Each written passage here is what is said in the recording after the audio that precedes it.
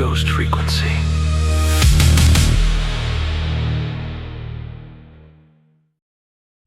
Tonight's episode, Curtain Call for the Dead, The Haunting of Landers Theater.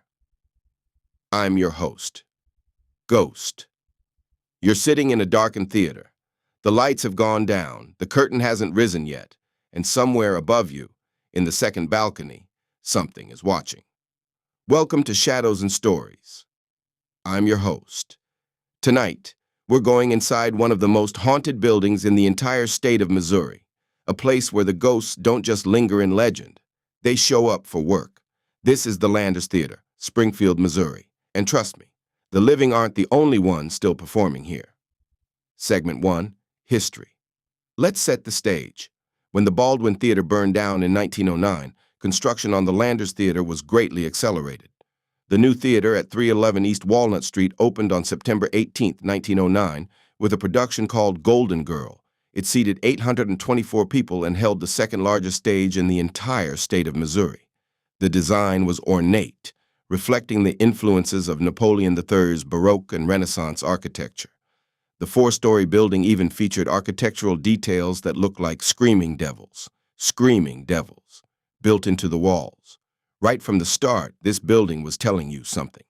The Landers was part of the Orpheum circuit of vaudeville theaters, and in 1915, Birth of a Nation was shown there.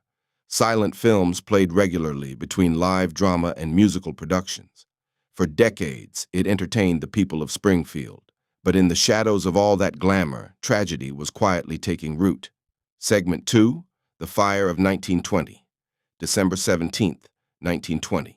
A major fire tore through the Landers Theater, and it claimed the life of a janitor. Only an asbestos curtain and other fireproofing precautions kept the theater from being a total loss. Think about that. One man, alone in the building, doing his job, and he never made it out. In the years since, that janitor has apparently been seen going about his work by several theater patrons, quietly sweeping the darkened balconies, showing some pretty respectable dedication to his job, even in death. Actors on the stage have looked up mid-performance and seen him, still up there, still working. As if 1920 never ended. Ask yourself, if you died doing your job, would you move on or would you stay? Segment 3, The Ghost. The janitor isn't alone. It is said that the Landers is haunted by not one but 3 ghosts, a tall man in Elizabethan clothing and a mother and child. A green phosphorescent haze in the balcony has also been reported. The blonde-haired figure in Elizabethan dress has been spotted gazing silently out from a 4th-floor window, seen not from inside the building but from the street below. Who is he? No one knows. A performer from a century past? A soul tethered to the stage he once commanded? The records don't say, but witnesses keep seeing him. Then there's the second balcony. Chuck Rogers, stage designer and longtime co-technical director for Springfield Little Theater, admitted he started a story about an African-American man who was stabbed to death in the second balcony during the era of segregation, pointing out stains on the carpet and letting imaginations run wild. But he was also clear, that doesn't mean he doesn't believe there are ghosts where he works, because Chuck Rogers had his own encounter. Segment 4, Chuck's Story. This is the one that should make the hairs on your arm stand up. When Rogers first started working for Springfield Little Theater in 1983, he'd heard the ghost stories, the Shakespearean figure on the 4th floor, the green orb floating in the balconies, the sounds of babies crying, but he'd never really experienced anything himself. Until one night in the 1990s. He was working late, alone in the building, the way theater workers often are, long after the audience has gone home, long after the lights have dimmed, and he saw someone, a man, standing in the theater, except there was no one scheduled to be there. Rogers later said, other than the fact that when you're here in this building by yourself, you definitely feel as if you're not alone, whether that is ghosts or spirits or souls. Our artistic director used to say the theater was filled with all of the voices of all of the people that had passed through and acted on stage, and I always thought that was a wonderful way of looking at the unexplained occurrences that happen. Segment 5, The Costume Designer's Account. And Chuck isn't the only one. A former resident costume designer who worked at the Landers fresh out of college in 1972 shared her experiences years later. 3 separate incidents, 3 separate times alone in the building.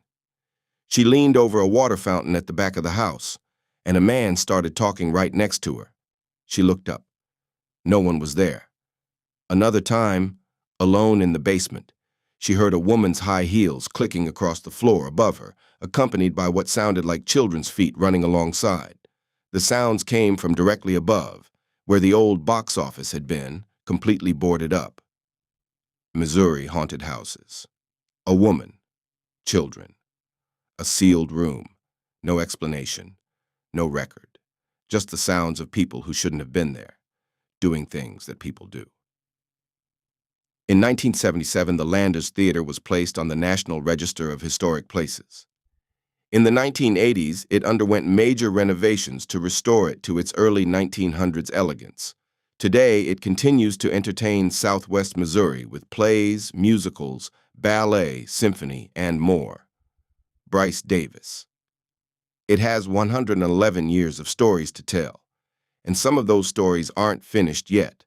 The next time you sit in that beautiful old theater on East Walnut Street and the lights go down and you feel that strange sensation, like someone is standing just behind you. Maybe they are. Maybe they've been there all along. Pause. Thanks for listening to the latest installment of The Ghost Frequency. The curtain is down. But the show? The show never really ends. See you next time.